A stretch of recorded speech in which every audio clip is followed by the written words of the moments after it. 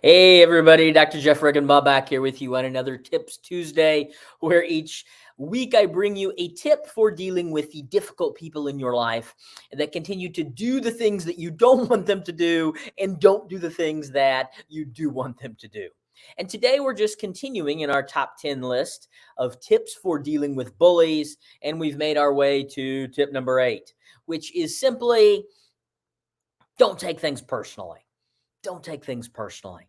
Now, this can be a tough one because people say, oh my gosh, did you hear what he said? Or do you know what she did? They did it to me. It certainly felt personal, and it does, but it can be really helpful for us if we can recognize that oftentimes what the bully says or does means more about them than it does about us.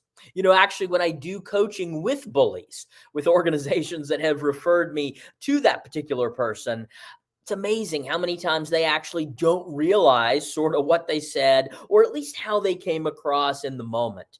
And so really we could say the bully's biggest sin is not that they purposefully hurt us, but it's more a failure to even acknowledge us. Like they didn't even see us along the way. We just happened to be in the way of getting something that they wanted oftentimes to accomplish in that moment. And so thinking about it in that way can oftentimes be helpful. Sometimes I'll ask people that I'm coaching that are part of a team, does everybody else on the team see the bully in the same way? And while oftentimes other people on the team don't like him or her necessarily as well, they aren't as bothered. They don't have their feelings hurt as intensely as often. And when we look into why, it's because of how they're thinking about it and recognizing this is just how he is. It's part of the deal. As long as I'm here, I'm going to have to deal with a little bit of this. Doesn't mean anything about me. And they're able to move on. So, and real quickly, let me just make one more point here. In cognitive behavioral coaching or therapy, it's about thoughts leading to feelings, leading to behaviors or actions. And so I'm not talking about behaviors here. So I'm not saying that you don't set a boundary or do any of the other behavior tips that we give you. There may be a place to do that.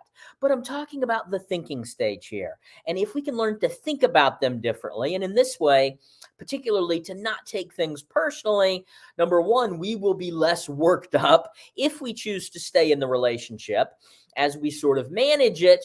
Or number two, even if we're sort of developing an exit strategy, making plans to leave, we'll be less sort of worked up so that we can handle ourselves in more effective ways as we develop that exit strategy and carry out what I call in my book, the graceful exit.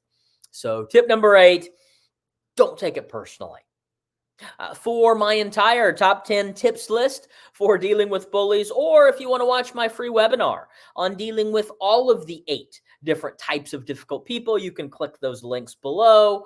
Also, if you are enjoying this free social media series, I really would appreciate it if you would like, subscribe, or share so that others can benefit from it as well. Hope everybody has a great week, and we'll look forward to seeing you again next Tuesday. Bye for now.